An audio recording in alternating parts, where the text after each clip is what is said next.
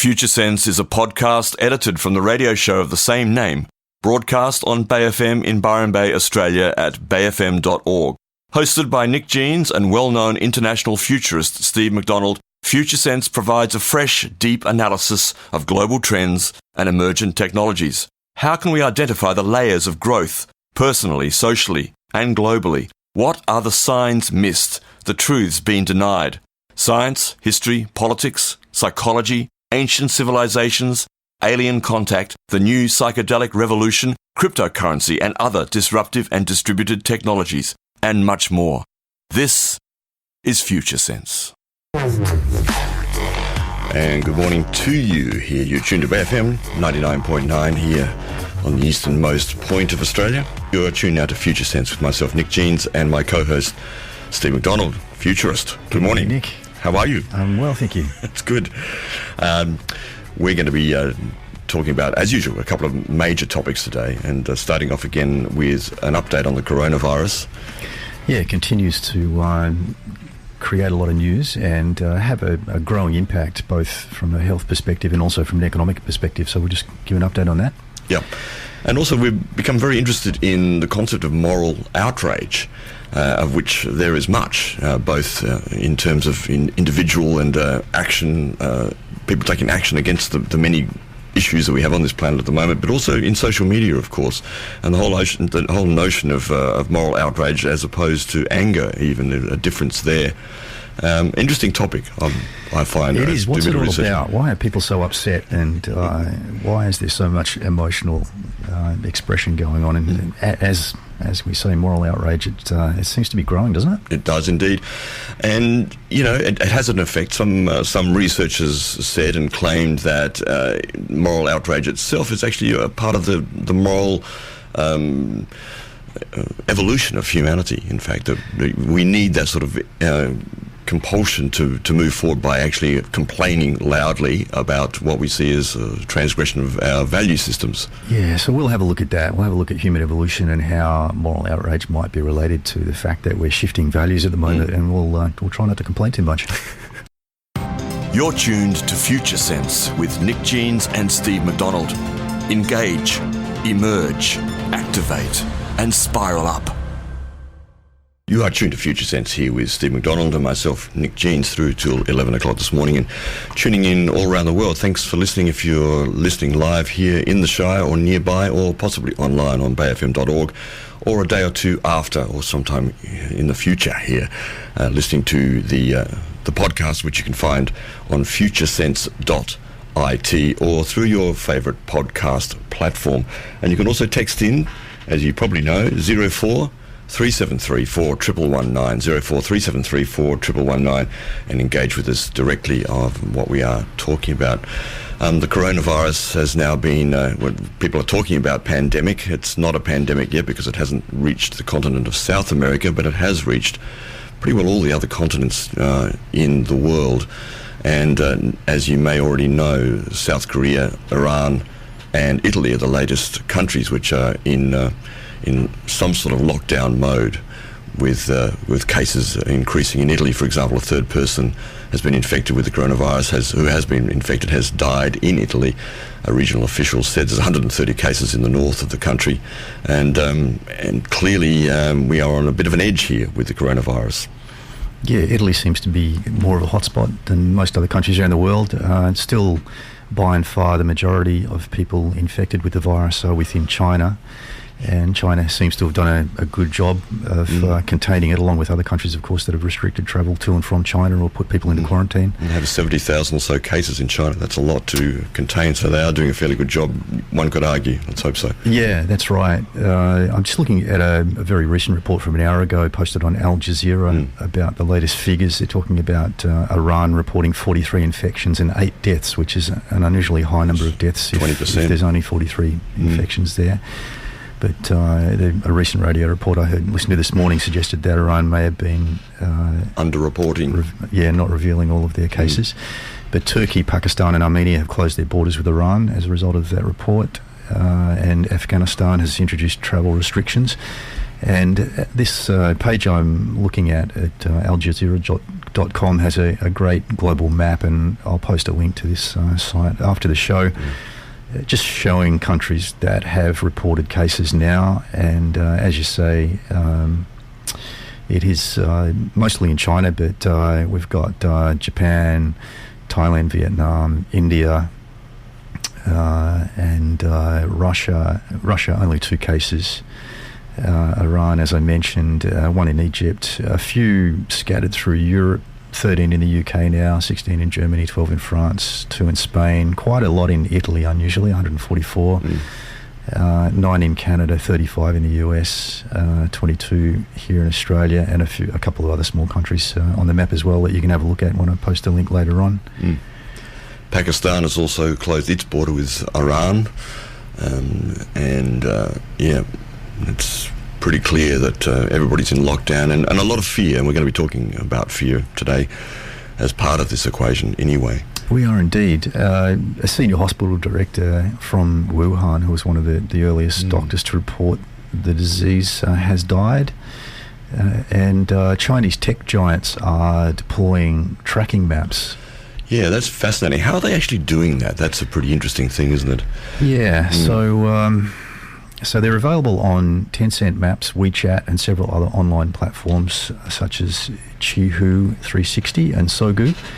And now people in more than 170 Chinese cities can check whether there are infected patients around them simply by scrolling on their phones. And rather than disclosing names and other personal details of the patients, the maps use data sourced from China's health authorities and feature the user's distance from other infected patients. And I guess this is just a result of China's extensive surveillance program that they have in place now. It's called a close contact detector. Yeah, and clearly they're making the data freely available for these other companies to put onto their platforms. Very interesting indeed. I mean, very useful in many ways, but also a little concerning in terms of human rights. Although they aren't revealing the identities of patients, they're just showing the locations on maps. Yeah, but there is some concern by human rights experts about the lack of transparency and the Chinese government having credibility issues when it came to handling such data, which is a fairly obvious thing to say for sure. It is, and that's been a long-going discussion about the rise of surveillance within China. Including public face tracking cameras and all those sorts of things. And Wuhan has now been in lockdown for a month. About 60 million people are under an unprecedented lockdown in Wuhan, in China's Hubei province, and reports are sort of leaking through about what people are doing, mostly confined to their homes. There's a report about shopping plans where groups of 10 families are being permitted to pool their shopping needs and go for supplies occasionally, but other people reporting that they're running low on supplies and obviously either too afraid to go out or having trouble getting out to buy food. Yeah, 60 million people altogether in China have been placed under some form of lockdown or other in Hubei province since the coronavirus broke through in Wuhan. And that's only a month on, so that's a lot of people who are locked down there, and of course around the world, more and more in these countries, as we're saying. Some 2,000 people are believed to have died as a result of the strain, and about 70,000, as I said before, in China itself, according to the World Health Organization. Yeah, also reports in South Korea where they have confirmed 73 new cases, 42 of which were connected to a Christian sect in the country. That's interesting. And the mayor of the Central Korean city of Daegu, where that sect is based, has urged its 2.5 million people to refrain from going outside as new cases are spiking there. Very interesting, and of course the economic impact is growing globally. Maybe we'll come back and talk about that. Yes, well that's the big thing, and I think that's besides the obvious issue of this is the biggest issue on the planet right now, and has implications we might suggest, but certainly the biggest implication that's obvious right now is the effect on economies around the world and the supply chains and trading everywhere. So we'll come back and talk about that. Broadcasting from Byron Shire to the Rainbow region and beyond. Bay FM 99.9.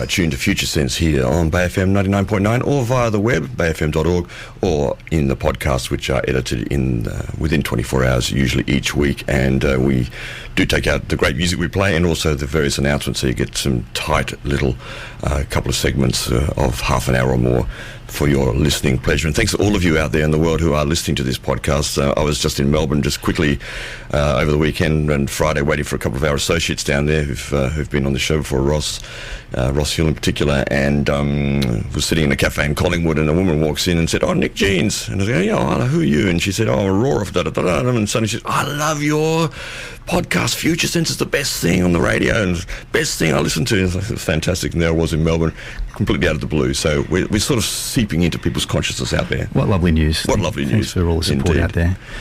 So we're just talking about the coronavirus, and I'm going to have a skip through a few stories about the economic impact, because it's going to be huge, and it's still early days because there's a lag time in terms of the shipment of equipment from China, etc., and a lot of stuff's getting shut down there. The earth-moving manufacturer in the UK called JCB is cutting production working hours as it faces a shortage of components from China due to the coronavirus outbreak. And it's thought to be the first time a major UK manufacturer has warned about the epidemic's impact on its output. They are reducing working hours for their 4,000 staff, and more than 25% of their suppliers in China are closed at this stage. And there's a story from India, which is one of the world's major steel producers, not as large as China though, and they're predicting that the coronavirus outbreak will impact the steel industry globally for the next 2 to 3 years, which is very interesting. And yeah, I mean, at the moment, Australian iron ore exports to China are still going ahead. They're not been so disrupted yet for two reasons. I think one, because they're not that sort of industry is not so engaged with the direct populace as much as many other industries. One, but particularly because the Australian dollar is quite low, so there's a bit of a buffer there, about a 5% buffer for those exports and the money that's coming into Australia from those. So in terms of some of the mineral exports at the moment, they're sort of not so affected yet, but. Yeah, but China is one of our largest trading partners here in Australia, and there's more reports now coming out about the economic impact here, which is expected to cost our economy billions of Australian dollars, according up to 12 ABC. billion, in fact, up to 12 billion with all the different minerals exports alone could cost 4 billion once that sort of kicks in, if it keeps going. And of course, Australia's top 10 universities are especially vulnerable, with an analysis by The Australian revealing they stand to lose 1.2 billion in fees from about 65,800 Chinese students who are at risk of cancelling their first semester courses. Yeah, our ABC News here in Australia is reporting that the first wave of economic disruption hit airports, airlines, travel agencies, casinos, hotels, and, as you say, Nick, educational institutions. And now, as further factories are remaining closed in China, the virus is having a second wave of impact here in Australia, disrupting business supply chains. Australian listed companies and major global retailers that rely on stock from China or operate in China are feeling the impact and warning that it could worsen in the coming months. And some of our major retailers, including Harvey Norman, JB Hi-Fi, are saying that there are supply shortages, and the real impact will be seen within sort of 4 to 6 weeks from now, they're saying. Yeah, I mean, the fascinating thing here is the disruption to supply chains, and that's not a comfortable thing for the current structure of politics, culture, society, and economics in particular in the world.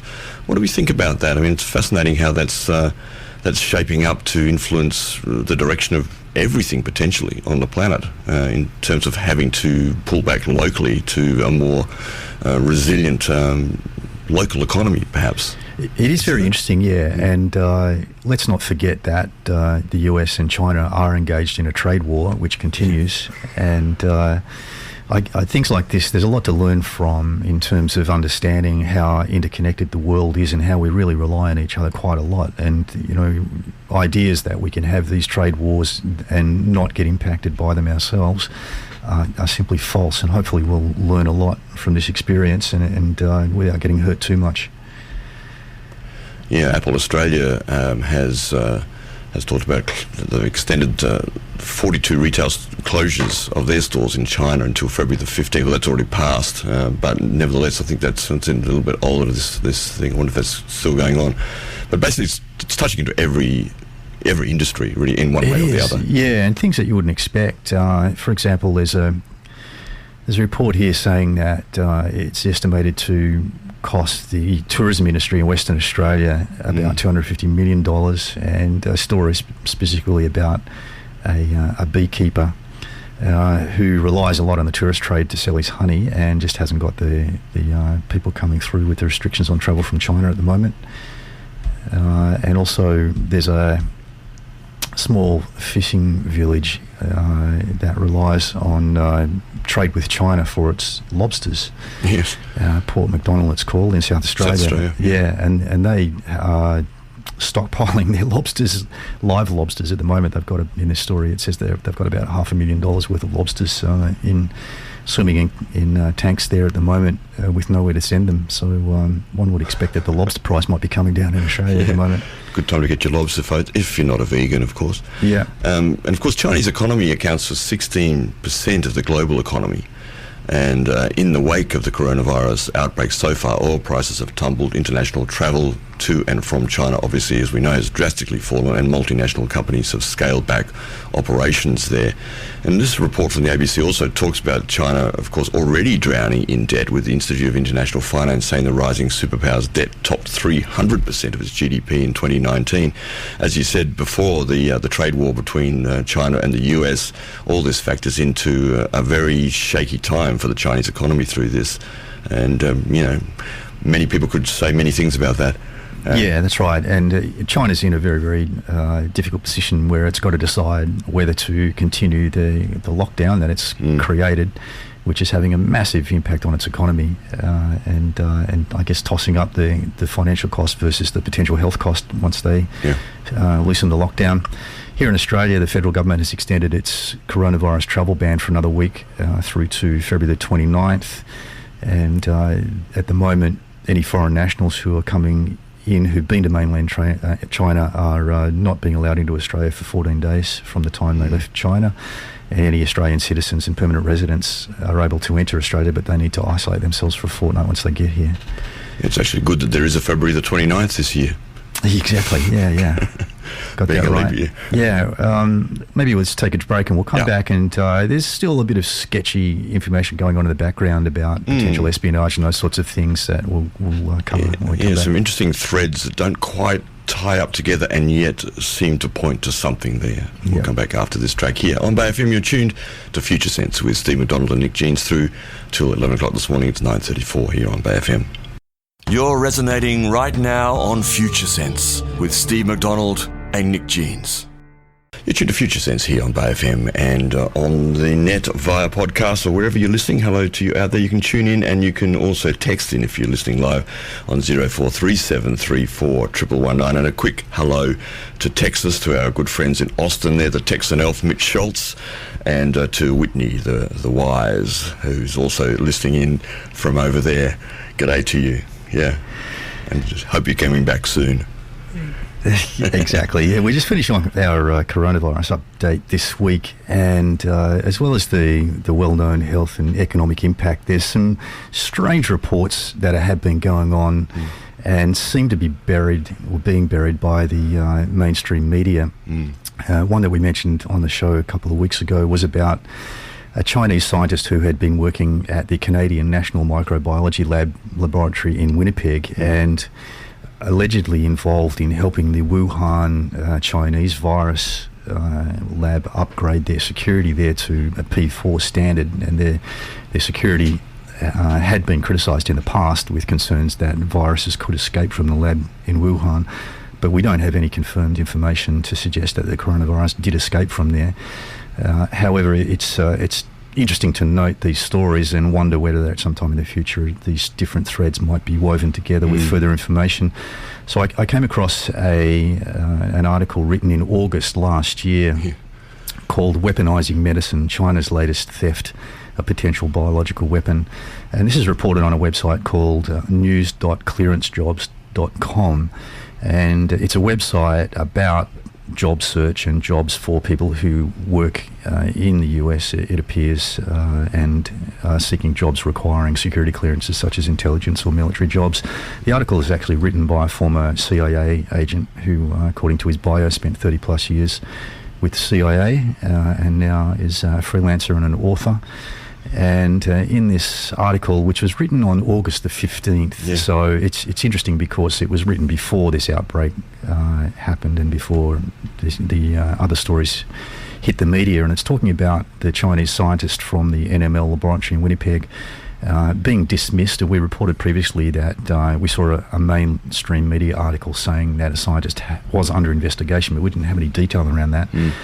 And this is saying that she was dismissed from her and her ties cut from the University of Manitoba, and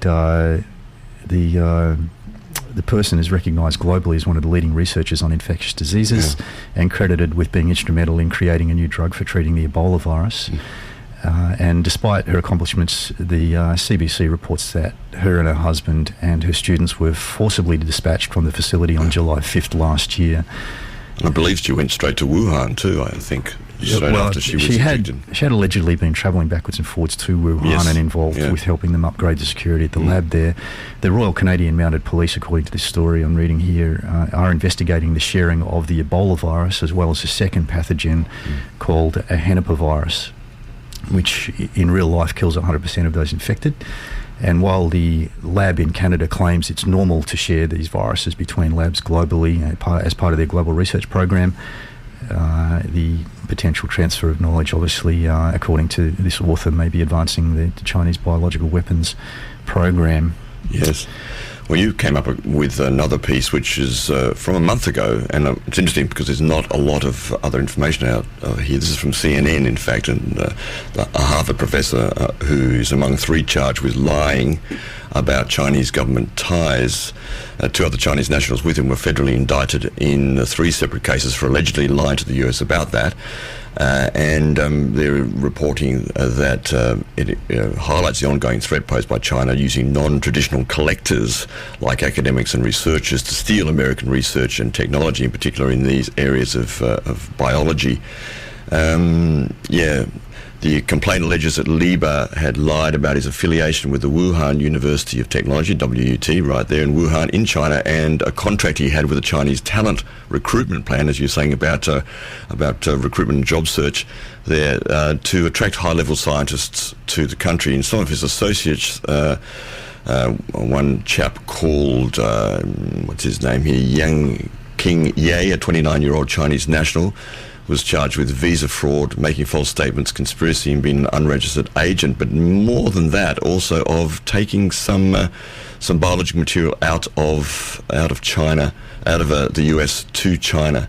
So that's he smuggled 21 vials of biological material out of the US to China and lying about it to federal investigators. That's another one, Zheizong Zheng, a cancer researcher. So there's some strange threads here, and I was particularly interested in the fact that there's not a lot of reporting beyond this article from a month ago about this. Yeah, that's what makes it quite interesting, is that these things seem to be being buried. I went back looking for the article that we quoted on the show a couple of weeks ago and couldn't find it.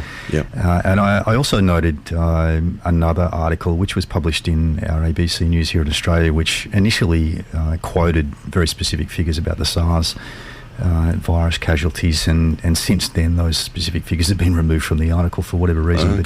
But just getting back to the US, Canadian, Chinese related stories, I mean, it's perfectly understandable that given what has happened now, that the US might go looking for other links with Wuhan and perhaps tighten up anything that needs to be tightened up. So it doesn't surprise me that the story that you just quoted there.